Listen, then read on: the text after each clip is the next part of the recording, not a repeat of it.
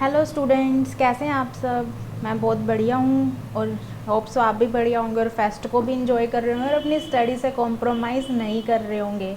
तो हमने बहुत टाइम से मेरी रिकॉर्डिंग्स सभी नहीं आई हैं वाईटी पे आपके लिए, तो अब मैं आपके लिए रिकॉर्डिंग कर रही हूँ 2 topics, insurance audit and peer review की। पहले मैं आपसे थोड़ा सा कुछ डिस्कस करना चाहूँगी टेस्ट के बारे में। टेस्ट में बच्चों की परफॉर्मेंस इतनी नहीं अच्छी जितनी मैं एक्सपेक्ट कर रही थी। तो स्टूडेंट्स के काफ़ी एमसीक्यूज़ इवन गलत हो रहे हैं, सब्जेक्टिव में तो बिल्कुल ही अच्छी नहीं है। तो मैं आपसे यही कहूँगी कि थोड़े से अपने एफर्ट्स इंक्रीज़ कीजिए, स्पेशली इन ऑडिट। लॉ में भी इतनी अच्छी नहीं है, अगर मैं बोलूँ कि लॉ में बहुत अच्छा परफॉर्म कर रहे हैं बच्चे, और एग्जाम्शन वाला सब्जेक्ट है लॉ, और अगर आप मतलब उसमें भी अच्छा नहीं कर रहे तो ऑडिट तो फिर उससे भी ज़्यादा हम टफ ही मानते हैं मार्क्स ग्रैब करने उसके अंदर। तो थोड़ा सा आप ध्यान दीजिए अपने एफर्ट्स पे, अच्छे से लर्न कीजिए, क्वेश्चन आंसर कीजिए, एमसीक्यूज़ कीजिए, जिससे आपकी ग्रिप बने सब्जेक्ट में। कोई डाउट्स है तो अगेन मैंने आपको बोला है कि आप मुझसे कभी भी ले सकते हैं, मेरा व्हाट्सअप नंबर आपके पास है और मैं फॉर श्योर डाउट्स रिजॉल्व करती हूँ। मैं उस टाइम अगर अवेलेबल नहीं हूँ तो बाद में भी मैं आपकी क्वेरी का आंसर ज़रूर देती हूँ। तो बस ये कहूँगी कि थोड़ा परफॉर्मेंस को इम्प्रूव कीजिए, क्योंकि बच्चों की परफॉर्मेंस जो है वो कंसिस्टेंट चल रही है। एक होता है हम इम्प्रूव कर रहे हैं डे बाय डे। हमारे ऑडिट के 2 टेस्ट हो चुके हैं, लॉ के 4 टेस्ट हो चुके हैं, मेरे को परफॉर्मेंस में इम्प्रूवमेंट नहीं दिख रहा। तो आप इम्प्रूव करने की कोशिश कीजिए, बाकी और तैयारी कीजिए। अभी तो पेपर में टाइम है, आप एक और रिवीजन कर सकते हैं ईजिली। तो अब हम स्टार्ट करते हैं अपना टॉपिक आज। अभी मैं पहले फर्स्ट पार्ट में आपको करवाऊँगी इंश्योरेंस ऑडिट। इंश्योरेंस ऑडिट पे हमारा केस बेस्ड सिनेरियो आने का चांस भी रहता है, केस बेस्ड सिनेरियो भी आ सकता है, और सब्जेक्टिव क्वेश्चन भी आता ही है इसमें से एक, लास्ट टाइम भी आया था। वेरिफिकेशंस भी इसकी इंपॉर्टेंट है, नो डाउट। वेरिफिकेशंस पे क्वेश्चंस आते हैं इसके ऑलमोस्ट। तो हम सबसे पहले इंश्योरेंस का वेरिफिकेशन को छोड़ के बाकी पार्ट कवर करेंगे, देन हम इंश्योरेंस का पार्ट कवर करेंगे वेरिफिकेशन वाला, कि वेरिफिकेशन कैसे याद रखनी है पेपर में, मैं आपको वो बताऊँगी। तो चलते हैं इंश्योरेंस की तरफ। इंश्योरेंस में सबसे पहले आता है types of insurance, most important. Insurance company की ऑडिट कर रहे हैं हम, तो अलग अलग टाइप्स के इंश्योरेंस होते हैं। जैसे हम बैंक की ऑडिट करने जाते हैं तो हम बैंक में अलग अलग तरह के लोन देखते हैं ना, कि लोन अलग अलग तरह के हैं बैंक में, हाउसिंग लोन है, केसीसी है, सीसी है। तो इसी तरह इंश्योरेंस में भी अलग अलग तरह के इंश्योरेंस दिए जाते हैं। तो सबसे पहले हमारे सिलेबस में टाइप्स ऑफ इंश्योरेंस है। हम जनरल इंश्योरेंस की बात कर रहे हैं, अभी लाइफ इंश्योरेंस बाद में करेंगे। तो जनरल इंश्योरेंस में फर्स्ट टाइप है हमारा को इंश्योरेंस। को इंश्योरेंस क्या होता है कि लार्ज रिस्क है कंपनी को, और लार्ज रिस्क के केस में कंपनी क्या करती है, अपना रिस्क शेयर कर लेती है किसी अदर इंश्योरेंस कंपनी से अंडर को इंश्योरेंस अरेंजमेंट, तो उसे कहते हैं हम को इंश्योरेंस। तो को इंश्योरेंस किसे कहते हैं? In case of large risk one और मोर को insurer share their business at a prescribe percentage under a contractual agreement is called को इंश्योरेंस। तो हम एक एग्रीमेंट के अंदर अपना रिस्क शेयर कर लेते हैं एक या एक से ज़्यादा इंश्योरेंस कंपनी से, तो उसे कहेंगे को इंश्योरेंस। ठीक है, तो हमें एज इट इज़ वर्डिंग तब याद होती है जब हमें वो मीनिंग समझ आता है। तो आपको पहले मीनिंग समझना है, जो मैंने बताया कि लार्ज रिस्क के केस में एक या एक से ज़्यादा इंश्योरेंस कंपनी आपस में बिजनेस शेयर कर लेती हैं, तो हम उसे कहते हैं को इंश्योरेंस। जैसे मैं अभी अपना इंश्योरेंस करवाने गई और वो है 100 करोड़ का, तो एक इंश्योरेंस कंपनी इतना बड़ा रिस्क बियर नहीं करेगी। तो वहाँ पे क्या है, कंसोर्टियम एडवांस की तरह ही थोड़ा कंसेप्ट है। वहाँ पे क्या है कि एक या एक से ज़्यादा इंश्योरेंस कंपनी मेरा इंश्योरेंस करती हैं,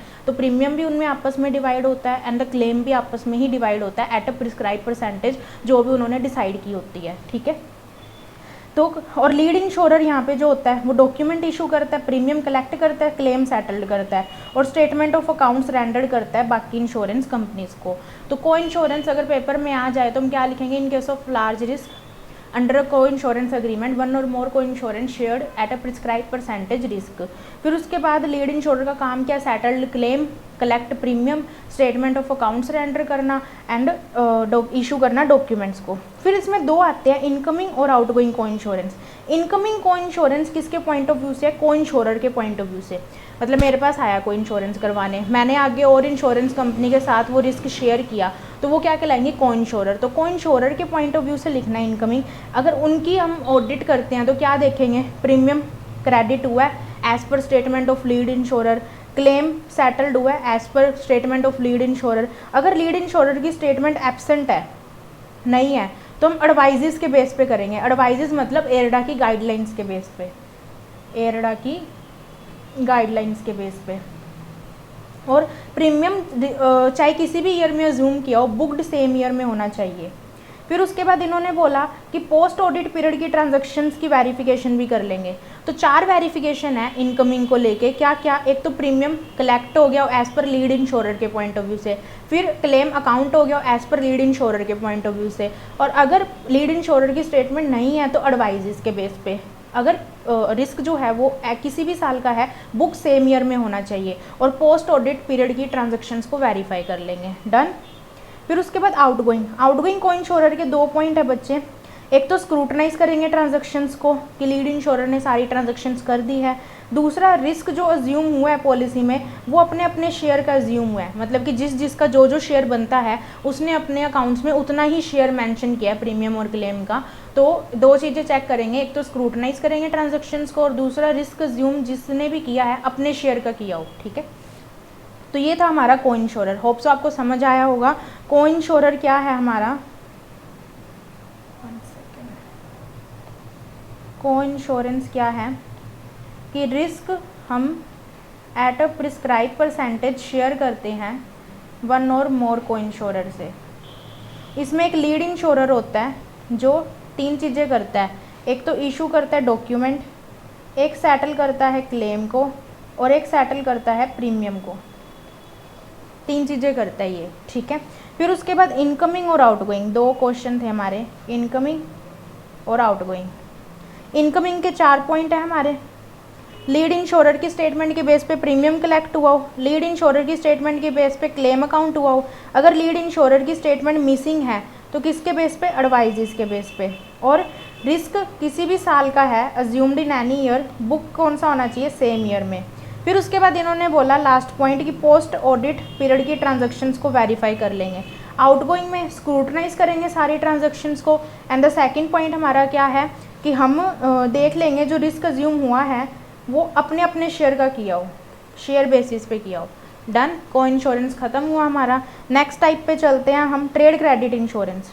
ये क्या होता है, जो सप्लायर होता है जो गुड्स क्रेडिट पे देता है उसको 2 तरह का रिस्क होता है, या तो ड्यू डेट पे सामने वाला बंदा पेमेंट नहीं करेगा, या ड्यू डेट से पहले वो इंसॉल्वेंट हो जाएगा। तो इन दोनों ही केसेस में उसको रिस्क रहता है, ट्रेड क्रेडिट इंश्योरेंस लेता है वो सप्लायर कि भाई अगर ड्यू डेट पे या तो वो पेमेंट ना करे या इंसॉल्वेंट हो जाए ड्यू डेट से पहले, तो मुझे इंश्योरेंस कंपनी फिर वो पैसा दे।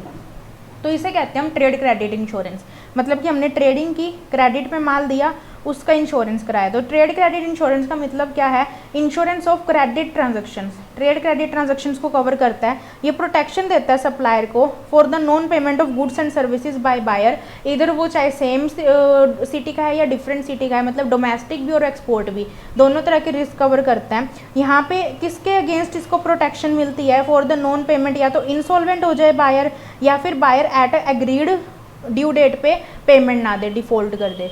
तो trade credit insurance trade credit transactions को कवर करता है, प्रोटेक्शन देता है सप्लायर को, या तो वो इंसॉल्वेंट हो जाए बायर पहले पेमेंट से, या फिर ड्यू डेट पे पेमेंट ना दे। और ये दोनों तरह की ट्रांजैक्शंस को कवर करता है, domestic as well as export. इसकी 5 कंडीशंस हैं। एक तो पॉलिसी होल्डर को रिस्क होना, जो लॉस होता है वो नॉन पेमेंट से होना चाहिए, मतलब तभी इंश्योरेंस ट्रिगर होगा, अगर आपको नॉन पेमेंट हुई है तभी आप क्लेम करोगे। फिर उसके बाद इन्होंने बोला पॉलिसी होल्डर जो है वो कंसिडरेशन में दे।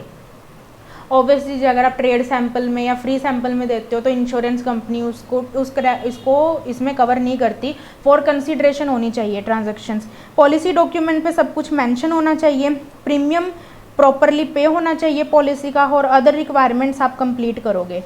तो इन्होंने क्या बोला कि या एक तो नॉन रिसिप्ट से आपको लॉस होना चाहिए, दूसरा कंसिडरेशन में आप पे करोगे, तीसरा डॉक्यूमेंट्स जो हैं वो प्रॉपरली आपके पूरे होने चाहिए और पॉलिसी पे पूरा मेंशन होना चाहिए। फिर उसके बाद इन्होंने बोला पॉलिसी जो है आप प्रॉपरली पे करोगे पैसा सारा का सारा, और अदर रिक्वायरमेंट अगर कोई है तो वो भी कंप्लीट करोगे। डन।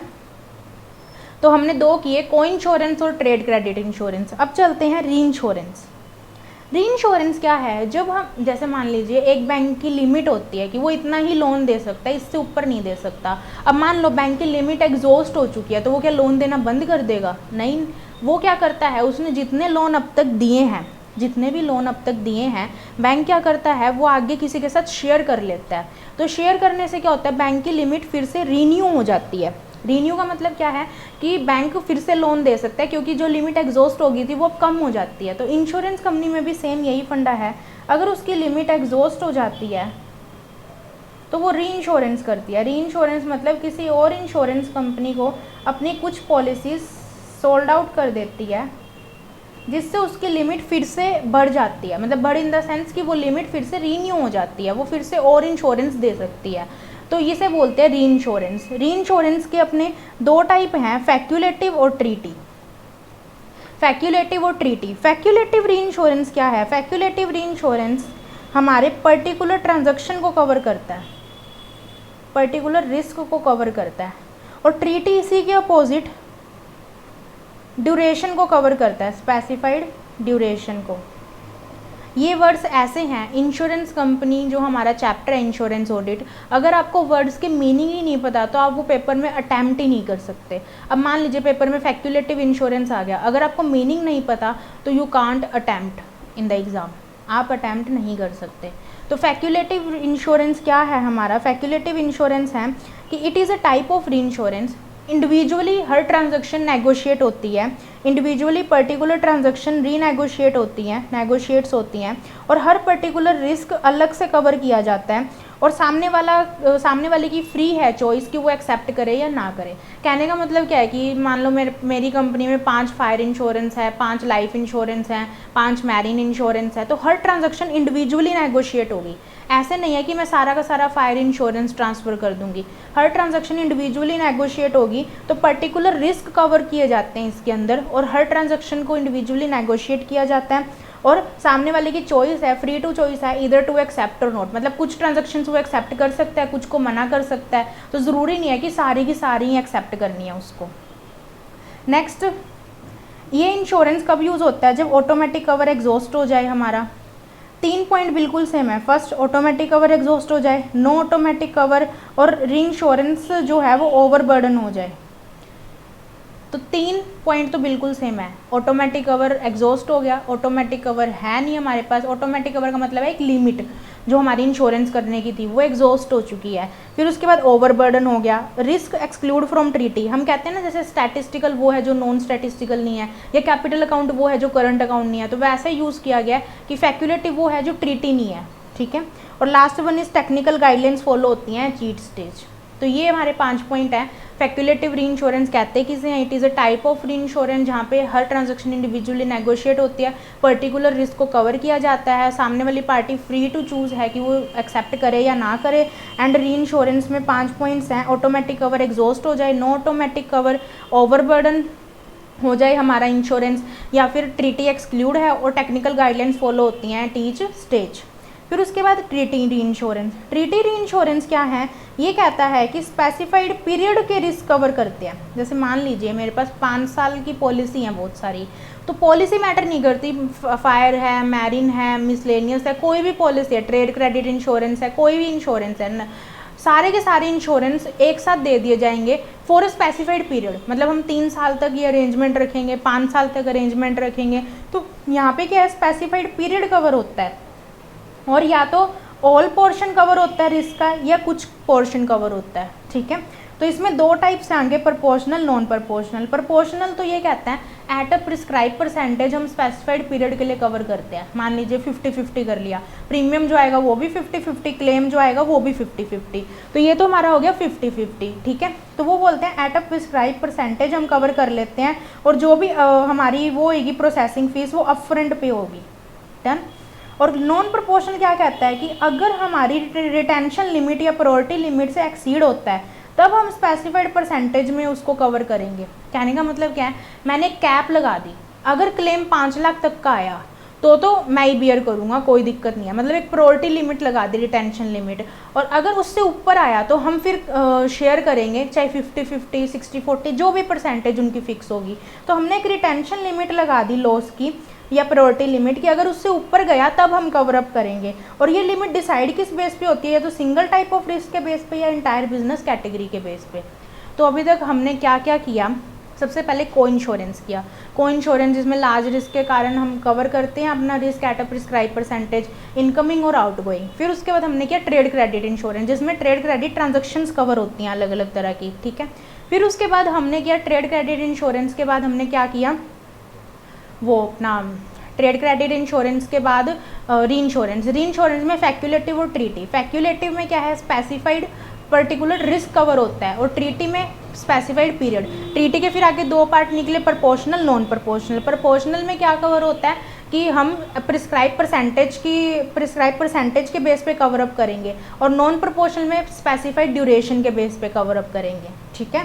री इंश्योरेंस इनवर्ड आउटवर्ड भी है, तो ये दोनों करने बिल्कुल ईजी है। मैंने इसी तरह अपने नोट्स में मेंशन किए हैं कि आपको दोनों एज इट इज़ याद हो जाए। तो हम देखते हैं री insurance inward outward. Inward outward वही है, इनवर्ड जो एक्सेप्ट कर रहा है, आउटवर्ड जो ऑफर कर रहा है। तो इनवर्ड री इंश्योरेंस इनवर्ड क्या है, इंटरनल कंट्रोल चेक करेंगे 3 चीज़ों का, करेक्टेड अमाउंट डिटरमाइन हुई है, वैल्यूएशन एसेट्स लायबिलिटी का सही हुआ है, और फॉलो किया हमने रूल्स और रेगुलेशंस को। डन। तो 3 चीज़ें चेक करेंगे इंटरनल कंट्रोल में, determination of corrected amount, liability assets liability की valuation, and the third one is rules and regulations को फॉलो किया है। तो यही सेम पॉइंट हमारा आउटवर्ड में है एज इट इज़। उसके बाद देखिए हम एडुकेट गाइडलाइंस और प्रोसीजर देखेंगे ग्रांटिंग री इंश्योरेंस, और यहाँ पे ऑब्टेनिंग री इंश्योरेंस आ जाएगा। गाइडलाइंस प्रोसीजर देखेंगे, ऑब्टेनिंग री इंश्योरेंस। रिकनसाइल करेंगे अंडर राइटिंग रिटर्न्स को कि प्रीमियम रिसीव, क्लेम पेड और क्लेम प्रोविजन कितना हुआ है, सेम पॉइंट। रिकनसाइल करेंगे अंडर राइटर रिटर्न्स को, premium received, claim paid, claim provision का। नेक्स्ट उसके बाद प्रीमियम रिसीव और जो कमीशन पे किया है वो री इंश्योरेंस एग्रीमेंट विद प्रिंसिपल री इंश्योरर के साथ जो अग्रीमेंट हुआ है उसके अकॉर्डिंग हुआ है। यहाँ पे क्या आ जाएगा, री इंश्योरर एग्रीमेंट, जो कमीशन मिला है वो री इंश्योरर एग्रीमेंट के साथ, जो हमने री इंश्योरर के साथ एग्रीमेंट किया है वो उसके अकॉर्डिंग हुआ नहीं हुआ वो देख लेंगे। ऊपर देखेंगे प्रिंसिपल री इंश्योरर एग्रीमेंट, यहाँ पे री इंश्योरर एग्रीमेंट। फिर उसके बाद claim paid on regular basis, same point, claim accounted on regular basis. Remittance हुई है फॉरेन प्रिंसिपल इंश्योरर से, तो फेमा के अकॉर्डिंग हुई है। रेमिटेंस हुई है फॉरेन री इंश्योरर से, तो फेमा के अकॉर्डिंग हुई है। ऊपर प्रिंसिपल इंश्योरर आएगा, नीचे री इंश्योरर आएगा। फिर उसके बाद कंफर्मेशन ले लेंगे बैलेंसेस की प्रिंसिपल इंश्योरर से, यहाँ पे कंफर्मेशन ले लेंगे बैलेंसेस की री इंश्योरर से। यहाँ पे इंडिविजुअल अकाउंट्स देख लेंगे प्रिंसिपल इंश्योरर के, यहाँ पे री इंश्योरर के। तो आपको दोनों ही पॉइंट याद हो जाएंगे। दो पॉइंट सेम है, इंटरनल कंट्रोल और गाइडलाइंस को लेके।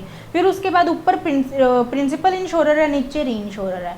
डन। और ये काफ़ी इंपॉर्टेंट क्वेश्चन है, पेपर में काफ़ी बार पूछा गया है, काफ़ी बार। नेक्स्ट टाइप्स हैं, इनके नाम ही है हमारे सिलेबस में, फैक्यूलेटिव, ट्रीटी, ट्रीटी के प्रोपोर्शनल, नॉन प्रोपोर्शनल। प्रोपोर्शनल के आगे 4 टाइप हैं, pools, autofac, surplus, quota share. Non proportional के stop loss, excess of loss. अब ना एमसीक्यू पर्पज से इम्पोर्टेंट है, पेपर में कोई भी एक टाइप का पूछ लेंगे कि ये किसका टाइप है, non proportional treaty, non proportional facultative, non proportional reinsurance, कुछ ऐसे मतलब 4 बना देंगे आपको, और आपको सही चूज़ करना है। 2 सेक्शन है हमारे इंश्योरेंस में, 64 VB, 64 VA। VB पे केस स्टडी आती है। VB क्या कहता है, अगर मैं इंश्योरेंस कंपनी के पास जाती हूँ और इंश्योरेंस करा लेती हूँ, सारे डॉक्यूमेंट्स हो गए, सब हो गया, साइन हो गए, इंश्योरेंस पॉलिसी उन्होंने कर दी, पर अभी तक मैंने प्रीमियम पे नहीं किया। जो पहला प्रीमियम जाता है ना, फर्स्ट प्रीमियम, वो भी पेंडिंग है मेरा, तो मैंने प्रीमियम पे नहीं किया अभी तक, फर्स्ट प्रीमियम। तो अब मान लीजिए मैंने 28 मार्च को कराई पॉलिसी, और 1 अप्रैल को लगी आग, फायर, और मेरा अभी प्रीमियम पे नहीं है, पॉलिसी के सारे वो फॉर्मेलिटीज़ पूरी हो चुकी हैं, तो क्या मैं क्लेम लॉन्च कर सकती हूँ? तो 64 VB कहता है कि मेयर पॉलिसी डॉक्यूमेंट्स कंप्लीट होने से पॉलिसी एनफोर्सेबल नहीं होती। जब तक पॉलिसी होल्डर प्रीमियम पे नहीं करता है, जब तक पॉलिसी होल्डर पहली इंस्टॉलमेंट नहीं देता है प्रीमियम की, तब तक वो पॉलिसी एनफोर्सेबल नहीं होगी, आप कोई भी क्लेम वो लॉन्च नहीं कर सकते। तो 64 VB यही है, इंसेप्शन ऑफ रिस्क बोलते हैं इसे। Insurance premium not received, insurance documents admit हो चुके हैं, तो बिफोर पेइंग अगर कोई क्लेम लॉन्च होता है तो इंश्योरेंस कंपनी लाइबल नहीं होती पे करने के लिए वो क्लेम, इसे इंसेप्शन ऑफ रिस्क बोला जाता है। ठीक है, ये MCQ पर्पस से है पॉइंट्स। एक पर्सन इंश्योरेंस कंपनी, कितनी इंश्योरेंस कंपनी की ऑडिट कर सकता है? एक ऑडिटर 3 की। और 3 की ऑडिट कैसे होएगी? 2 GIC या 1 LIC, या 2 LIC 1 GIC। कहने का मतलब क्या है कि आप 3 GIC या 3 LIC नहीं कर सकते एक टाइम में। तो ये कॉम्बिनेशन रहता है। इस पे MCQ भी है बहुत अच्छा, इस बार के ही RTP में आया हुआ है मे बी, मुझे जितना ध्यान है, या फिर केस बेस्ड सिनेरियोज में है हमारे MCQ बुकलेट में। काफ़ी अच्छा MCQ है इस पे, मैंने टेस्ट में पूछा हुआ है। नेक्स्ट उसके बाद 64 VA। VA क्या कहता है? मैंने बोला था 2 हैं हमारे। 64 VA बोलता है सोल्वेंसी मार्जिन। एक इंश्योरेंस कंपनी को सोल्वेंसी मार्जिन मेंटेन करना पड़ता है। सोल्वेंसी मार्जिन क्या है? जैसे SLR CRR होता है बैंक के लिए, वैसे इंश्योरेंस कंपनी के लिए सोल्वेंसी मार्जिन होता है जो IRDA प्रिस्क्राइब करता है, जो 50% ऑफ आपकी कैपिटल आपकी असेट से एक्सीड करनी चाहिए। तो सोल्वेंसी मार्जिन यही है कि 50% से असेट्स ओवर होनी चाहिए आपकी कैपिटल की। फिर अगर ये मेंटेन नहीं होता तो आप वाउंड अप हो सकते हो, इंसॉल्वेंट डिक्लेयर किए जा सकते हो। पर अगर मान लीजिए कि मैं IRDA को रिक्वेस्ट करूं, सोल्वेंसी मार्जिन मेंटेन नहीं होता, तो IRDA कंट्रोल लेवल ऑफ सोल्वेंसी मेरे को कह सकती है, मतलब इससे थोड़ा कम मेंटेन करने को। इसके लिए फाइनेंशियल प्लान सबमिट होता है, IRDA इसको मॉडिफाई भी कर सकता है। और ध्यान रखिएगा फाइनेंशियल प्लान जो है वो 6 महीने के अंदर अंदर आपको कंप्लीट कर लेना है, मतलब कि सोल्वेंसी मार्जिन मेंटेन कर लेना है। अगर फिर भी आप नहीं कर पाते तो आप डिफ़ॉल्टेड कहलाओगे और आपके ऊपर नॉन कंप्लाइंसेस लग जाएंगी, मतलब आप वाउंड अप या इंसॉल्वेंट डिक्लेयर हो सकते हो। तो ये है हमारा सोल्वेंसी मार्जिन, इस पे शॉर्ट नोट आ सकता है पेपर में। नेक्स्ट एक टर्म और है, reserve for unexpired risk. Reserve for unexpired risk क्या है बच्चे? ये क्या बोलता है रिजर्व फॉर अनएक्सपायर्ड रिस्क? छोटी छोटी पॉलिसीज़ होती है ना, शॉर्ट टर्म पॉलिसीज़, जैसे हम व्हीकल का इंश्योरेंस कराते हैं तो वो 1 साल का ही रहता है, फिर हम रीन्यू करवाते हैं उसको। तो जो शॉर्ट टर्म पॉलिसीज़ होती हैं ना, उन शॉर्ट टर्म पॉलिसीज़ के लिए हमें बोला गया है कि उनका जो रिस्क है ना वो अनएक्सपायर्ड रह जाता है। मान लीजिए मैंने जून में करवाई व्हीकल पॉलिसी, तो वो नेक्स्ट जून में एक्सपायर होएगी। इंश्योरेंस कंपनी के अकाउंट कब क्लोज होते हैं? 31 मार्च को। तो ऑन 31 मार्च कुछ पॉलिसीज़ का रिस्क अनएक्सपायर्ड रह जाता है, मतलब वो नेक्स्ट ईयर में फॉल करता है जाके। तो उस 31 मार्च को हम उनके लिए रिजर्व बना देते हैं, रिजर्व फॉर अनएक्सपायर्ड रिस्क। तो इनका क्या मीनिंग है कि कब नीड पड़ी रिजर्व की? क्योंकि ऑल पॉलिसीज़ रीन्यू होती हैं annually except short term period policy. और क्लोज करते हैं इंश्योरर अपने अकाउंट एट पर्टिकुलर डेट, मतलब 31 मार्च को, पर सारी पॉलिसी क्लोज नहीं होती उस डेट पे। तो क्लोजिंग डेट पे हम एक अनएक्सपायर्ड लाइबिलिटी क्रिएट कर देते हैं उन पॉलिसीज़ के लिए, और जो ईयर एंड के बियॉन्ड जा रही है, जैसे मेरी जून तक जा रही है। तो वहाँ पे क्या, शॉर्ट टर्म पॉलिसीज़ के लिए ये अनएक्सपायर्ड रिस्क रिजर्व क्रिएट होता है, जिसके अंदर क्या है कि हम उन पॉलिसीज़ को कवर करते हैं जिनका रिस्क बियॉन्ड फाइनेंशियल ईयर जा रहा है। ये कैसे बनती हैं? इस पे MCQ आया हुआ है कि मैरीन हल इंश्योरेंस के लिए 100% बनता है नेट प्रीमियम का, और बाकियों के लिए 50% बनता है नेट प्रीमियम का। तो परसेंटेज पूछी हुई है पेपर में, तो मैरीन के लिए ध्यान रखना 100, बाकियों के लिए 50। और ये 2 मेथड फॉलो होते हैं इसके अंदर, या तो आप पर डे का बुक करो 1/365 करके, या आप डायरेक्ट बुक कर लो 50% ऑफ नेट प्रीमियम या 100% ऑफ नेट प्रीमियम, जो भी है आप डायरेक्ट भी बुक कर सकते हो पूरा का पूरा। ठीक है, तो ये था अनएक्सपायर्ड रिस्क रिजर्व। नेक्स्ट हमारी वेरिफिकेशंस हैं, ये मैं आपको बताती हूँ कैसे करनी है। उससे पहले मैं लाइफ इंश्योरेंस की कुछ करवा दूँ आपको। 3 ही टर्म्स है लाइफ इंश्योरेंस में करने वाली। LIC सबसे पहले है फ्री लुक कैंसिलेशन। एक ओवरव्यू दे दूँ आपको जो अब तक हमने किया।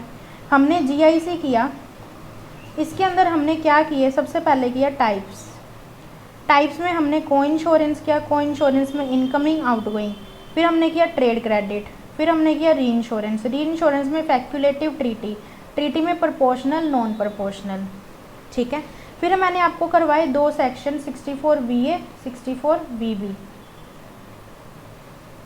री इंश्योरेंस में भी इनवर्ड आउटवर्ड था।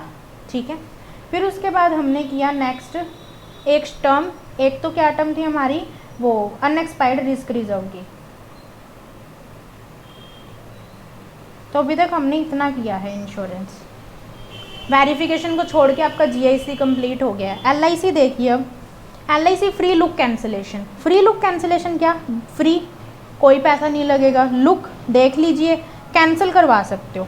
लाइफ इंश्योरेंस पॉलिसी में पॉलिसी होल्डर के पास एक राइट है विद इन 15 डेज LIC होने के विदिन 15 डेज आप अपनी पॉलिसी कैंसिल करवा सकते हो विद रीज़न कि इस रीज़न की वजह से, मतलब आपको टर्म्स और कंडीशन से आप किसी से डिसएग्री करते हो तो आप विदिन 15 डेज LIC कैंसिल करा सकते हो। आपको एज इट इज़ आपका प्रीमियम वापस मिल जाएगा, कोई चार्ज नहीं लगेगा, कोई इंटरेस्ट नहीं कटेगा, आपका कुछ नहीं कटेगा, आपको पूरा प्रीमियम एज इट इज़ मिल जाएगा। तो इसे कहते हैं फ्री लुक कैंसिलेशन, कि विद इन 15 डेज हम date of receipt of policy document terms और कंडीशन से अगर डिसएग्री करते हैं तो हम अपनी पॉलिसी कैंसिल करा सकते हैं रीज़न के साथ, आपको सारा प्रीमियम वापस से मिल जाएगा अपना, और सिग्नेचर वगैरह हम मैच करेंगे, ओरिजिनल फॉर्म हम सारे डॉक्यूमेंट डिपॉजिट कर देंगे।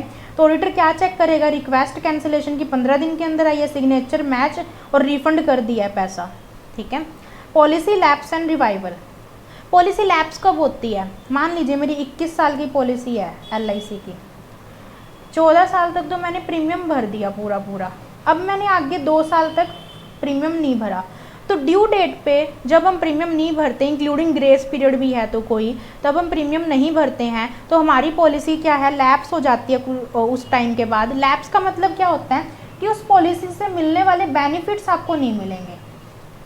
अगर आप 21 साल से पहले मर जाते हैं तो आपको वो बोनस या बेनिफिट नहीं मिलेगा, मेच्योरिटी पे भी आपको कोई बेनिफिट नहीं मिलेगा, सिर्फ आपका प्रीमियम एज इट इज़ मिल जाएगा 14 ईयर्स का जो आपने भरा है। तो पॉलिसी लैप्स कहती है कि आपको होने वाले सारे बेनिफिट्स लैप्स हो जाएंगे उस पॉलिसी से। प्रीमियम रिवाइवल क्या होता है, पॉलिसी रिवाइवल सॉरी, अगर मैं मान लीजिए 20th ईयर में पॉलिसी मैच्योर होने से जस्ट पहले सारा premium as it is with interest penalty भर देती हूँ, तो उस केस में इन्होंने बोला है कि आपका क्या है,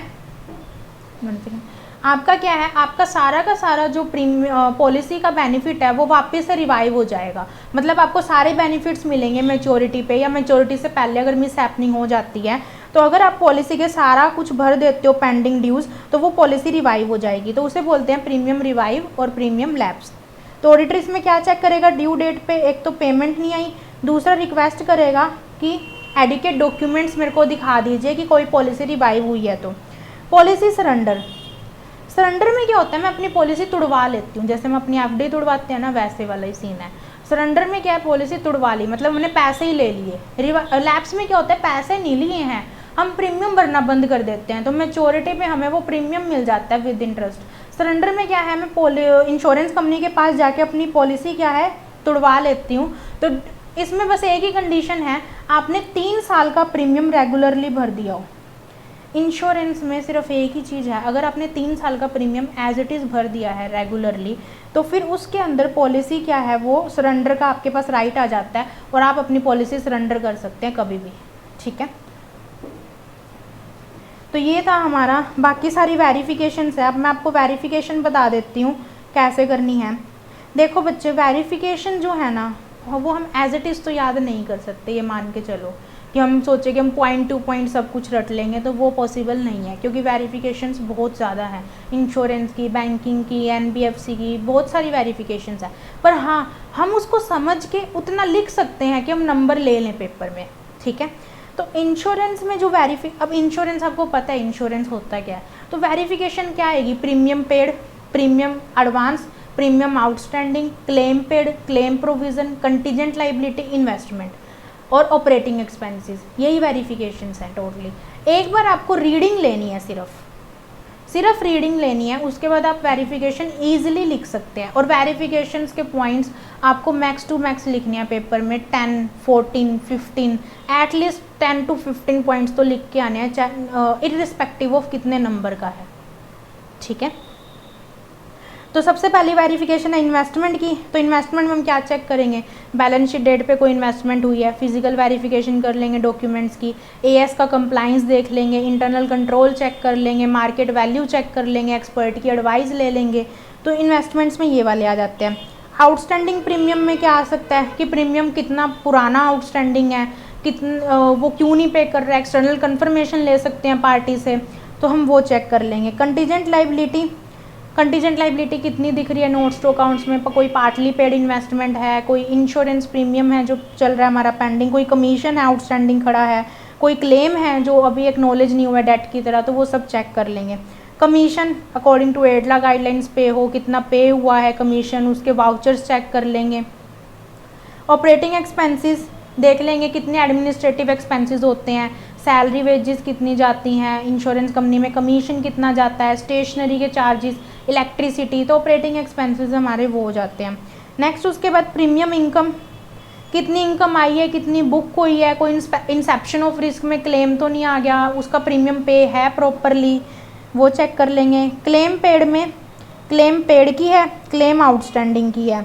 और क्लेम रजिस्टर, ये याद कर लीजिएगा, क्लेम रजिस्टर कितनी तरह के होते हैं। क्लेम इंटीमेशन रजिस्टर जिसमें हम इंटीमेट करते हैं, क्लेम पेड कितने पे हुए हैं इस साल, साल्वेज रजिस्टर, साल्वेज जैसे फायर का इंश्योरेंस था तो हम जब क्लेम देते हैं तो जितना ही वो बचा कुचा जला हुआ माल होता है वो इंश्योरेंस कंपनी का हो जाता है।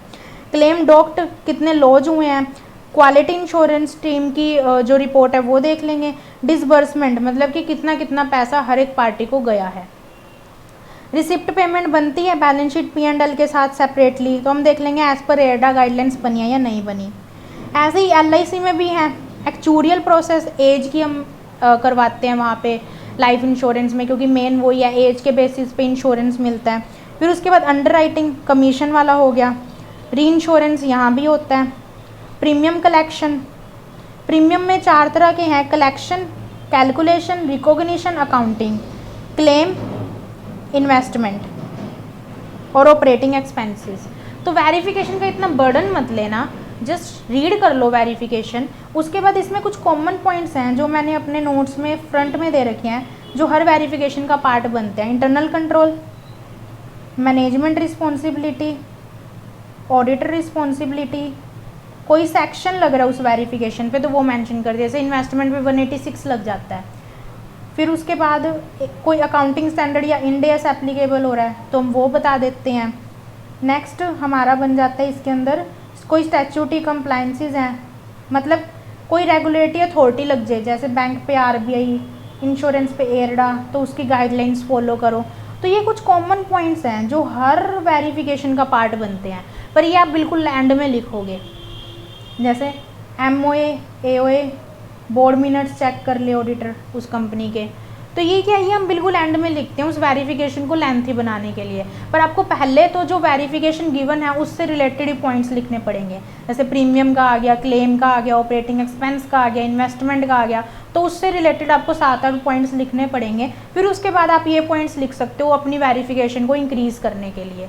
तो वेरिफिकेशन जस्ट एक बार रीडिंग ले लो, हो जाएगी, कोई प्रॉब्लम नहीं आएगी, लिख लोगे। कोई मतलब ऑब्वियसली चीज़ इन्वेस्टमेंट की आ जाए कि आप लिख नहीं सकते, बस एक बार रीडिंग ले लो ताकि आपके पॉइंट्स आपके माइंड में आ जाएं उस टाइम पे।